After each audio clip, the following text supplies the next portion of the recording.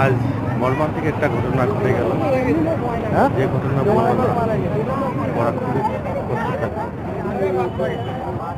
রংপুর জিও বাজারে বিজিবির 2 নম্বর গেট সংলগ্ন ফিলিং স্টেশন, মেইন রাস্তার ধারে ফিলিং স্টেশনটি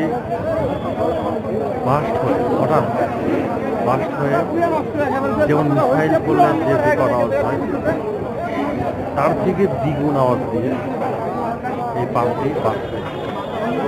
আশেপাশে 1 কিলোমিটার দূরে যত বিল্ডিং স্থাপনা ছিল, সঙ্গে কাজ লাগানো ছিল, সকল স্থাপনার কাজ ভেঙে গেছে। আর এখানকার অবস্থা সঙ্গে সঙ্গে একজন লোক জায়গায় নেন, আর বাকি 2 জন রংপুর মেডিকেলে ভর্তি। তারা বাঁচবে বলে আশা করা যায় না।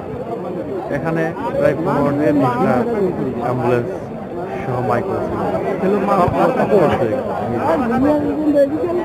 গ্যাস তো সব উড়ে গেছে। এখান থেকে গ্যাস যে স্টেশনটা কোথায় উঠে পড়ছে